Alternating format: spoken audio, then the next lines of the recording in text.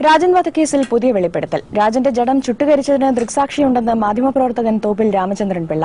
താമരശ്ശേരി സ്വദേശിയായ ശിവരാമനാണ് ദൃക്സാക്ഷി. പുതിയ വെളിപ്പെടുത്തലിന്റെ അടിസ്ഥാനത്തിൽ രാജൻ കേസിൽ പുനരന്വേഷണം വേണമെന്ന് PC ഉണ്ണിച്ചക്കൻ ആവശ്യപ്പെട്ടു. അടിയന്തരാവസ്ഥയിൽ 1976 മാർച്ച് 1 കോഴിക്കോട് റീജിയണൽ എഞ്ചിനീയറിംഗ് കോളേജിൽ നിന്ന് പോലീസ് കസ്റ്റഡിയിലെടുത്ത രാജന്റെ തിരോധാനം കേരളത്തിന്റെ മനസാക്ഷിക്ക് മുന്നിലെ ചോദ്യമാണിപ്പോഴും. രാജനെ കക്കയം ക്യാമ്പിൽ വെച്ച് മർദ്ദിച്ച് കൊലപ്പെടുത്തിയ ശേഷം താമരശ്ശേരി ശ്മശാനത്തിൽ പെട്രോളും പഞ്ചസാരയും ഉപയോഗിച്ച് ചുട്ടുകരിക്കുകയായിരുന്നു എന്നാണ് കേരള ശബ്ദം മുൻ പത്രാധിപർ തോപ്പിൽ രാമചന്ദ്രൻ പിള്ള വെളിപ്പെടുത്തുന്നത്. ശ്മശാനത്തിൽ ഒരു മൃതദേഹം ഇത്തരത്തിൽ ചുട്ടിരിക്കുന്നതിന് സാക്ഷിയായ താമരശ്ശേരി സ്വദേശി ശിവരാമൻ തോപ്പിൽ രാമചന്ദ്രൻ പിള്ളയോട് പറഞ്ഞതാണ് ഇക്കാര്യം. അപ്പോൾ ഇവർ സൂക്ഷിച്ചു നോക്കിയപ്പോൾ പോലീസ് ഇറങ്ങുകയാണ്. അതിൽ അവരുടെ കയ്യിൽ മമ്മട്ടിയുണ്ട്, അതുപോലുള്ള സാധനങ്ങളൊക്കെ ഉണ്ട്.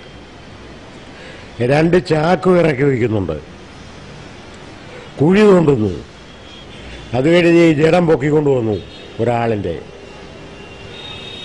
ആ ജഡം ഈ ഇട്ടിരിക്കുന്ന വെളുത്ത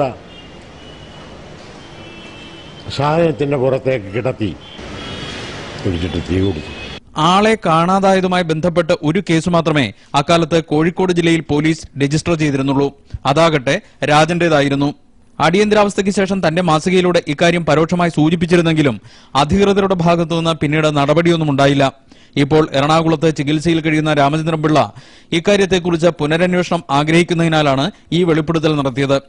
രാജനെ കസ്റ്റഡിയിലെടുത്ത 2 ദിവസത്തിനു ശേഷം മാർച്ച് 3 കൊലപ്പെടുത്തിയെന്നാണ് സാക്ഷികൾ വെളിപ്പെടുത്തിയിട്ടുള്ളത്. എന്നാൽ മൃതശരീരം എന്തു ചെയ്തു എന്നത് ഇപ്പോഴും ചോദ്യചിഹ്നമായി അവശേഷിക്കുന്നു. താമരശ്ശേരി ശ്മശാനത്തിൽ രാജന്റെ മൃതശരീരം ചുട്ടരിച്ചു എന്ന സാഹചര്യത്തിലും സാക്ഷിമൊഴികളും ഉള്ള സാഹചര്യത്തിൽ കേസ് പുനരന്വേഷിക്കാനുള്ള സാധ്യതകളും ഉയർന്നുവരികയാണ്. വർഗീസ് വധത്തിന്റെ പിന്നിൽ പ്രവർത്തിച്ചവർ ശിക്ഷിക്കപ്പെട്ട സാഹചര്യത്തിൽ പ്രത്യേകിച്ചും